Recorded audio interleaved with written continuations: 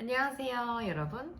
오늘은 제가 4년 동안 신혼부부로서 1억을 모으면서 느낀 점을 들고 왔습니다. 이 영상을 보시는 분들 중에서는 1억을 모으는데 4년이나 걸렸어? 라고 생각하는 분들도 계실 것 같고요. 또 어떤 분들은 1억 모으는 거 생각보다 쉽지 않지? 라고 생각하는 분들도 계실 것 같아요. 사실 지난 시간들 돌이켜 봤을 때 이렇게 할 걸, 이렇게 했으면 더 좋았을 걸 하는 아쉬움들이 더 컸어요. 그래서 그런 것들을 좀 여러분과 함께 나눠보고 싶어서 이렇게 영상을 찍어보게 되었습니다.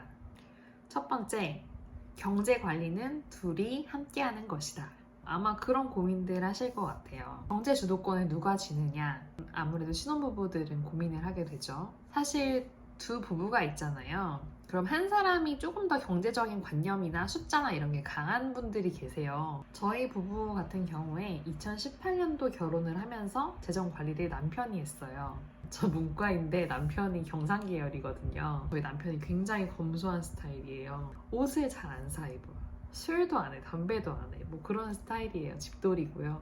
허튼데 돈을 안 쓴다는 것에 대한 동의가 있었기 때문에 저희 가정 같은 경우에는 그래 오빠가 재정 관리하도록 해 라고 제가 동의를 했죠. 또 남편도 본인이 재정 관리를 하고 싶은 의지가 있었던 거예요.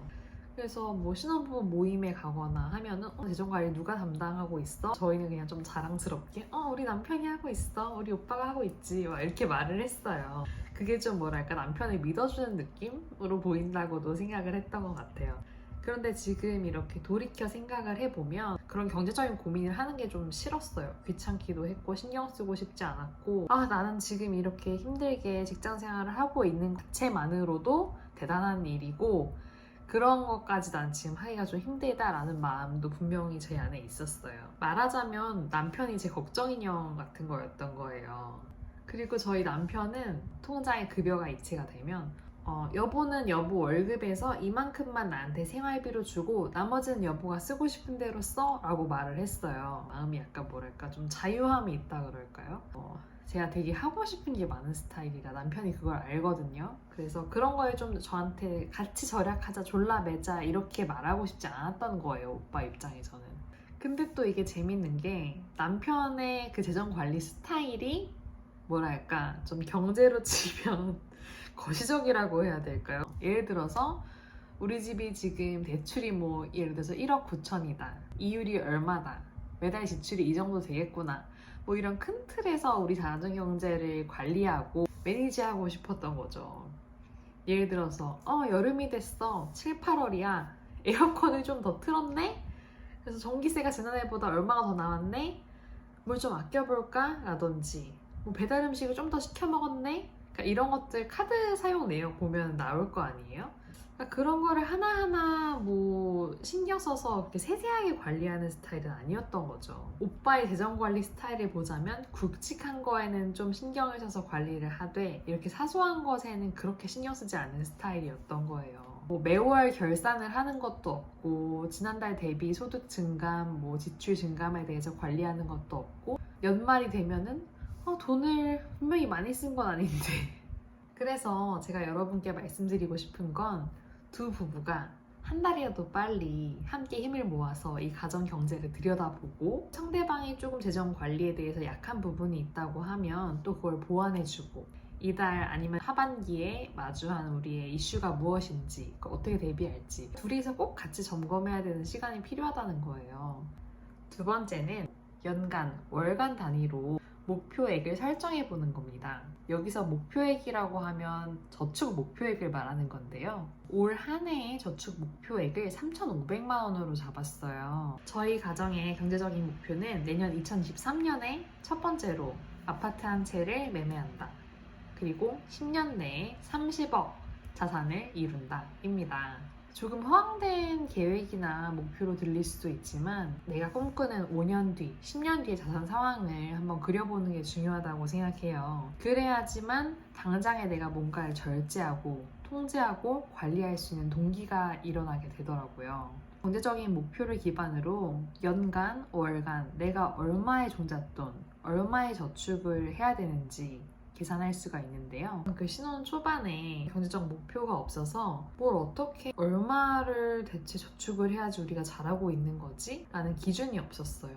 연간 목표, 월간 목표 저축액이 없었던 거예요. 그래서 그냥 지난달 지출 내역을 쓱 카드 사용 내역 이렇게 어플로 올려보면서 딱히 뭐 큰 지출 내역 없었네, 잘하고 있네, 이 정도로 경제적 상황을 점검했던 것이 아닌가 지금 돌이켜보게 됩니다. 만약에 우리 가정이 월간 뭐 250만 원, 뭐 300만 원의 목표 저축액이 있다라고 가정을 해봅시다. 결혼식 3번만 발생해도 월간 목표 저축액 달성하기 쉽지 않습니다.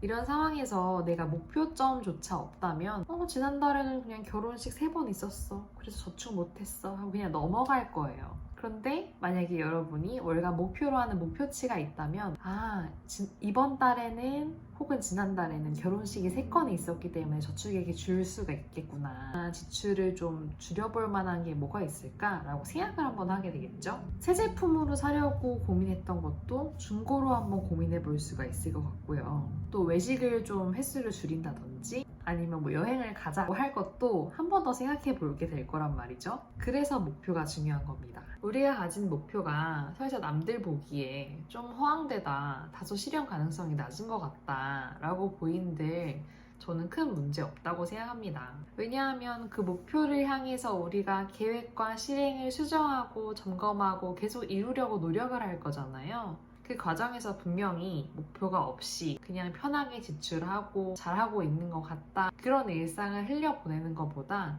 분명히 우리는 더 나은 경제적 상태에 이를 수 있을 거예요. 마지막으로 SNS 적당히 하고 비교하지 않기입니다.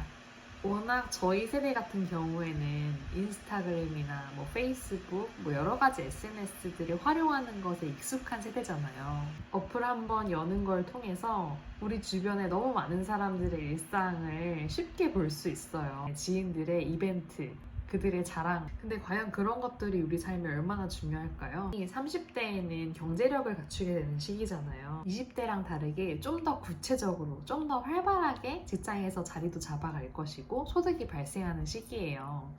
이 시기를 계획적으로 잘 보내야 종잣돈을 모아서 내가 원하는 방향에 좀 더 투자를 해보거나 조금 더 이 자산을 가치 있는 방향으로 발전시킬 수가 있단 말이에요. 그래서 내 친구가 명품 지갑 산 거, 여름 휴가로 멀리 해외 유럽 여행 갔다 온 것, 브라이덜 샤워한 것, 베이비 샤워한 것, 굉장히 한눈에 비교하게 만드는 것들은 쉽게 현혹되는 것 같아요. 그래서 당장 이게 나한테 필요한지 필요하지 않은지 깊이 생각하기보다는 내 친구도 누구도 이 정도는 하니까 라는 생각에 쉽게 소비를 하고 할부나 장기 결제를 하게 되는 것 같습니다. SNS는 적당히 하고 남들과 나의 상황을 비교하지 않는 습관을 들이는 게 굉장히 중요하다고 생각해요. 사실 제가 지금 임신 9개월이에요. 벌써부터 돌잔치 어디에서 하지? 이런 것들이 정말 현실적인 고민으로 다가와요. 호텔에서 돌잔치 해주고 싶은 마음 부모로서 왜 없겠어요? 5년 뒤, 10년 뒤에 우리 아이에게 무엇을 더 해줄 수 있을까라고 생각을 하는 순간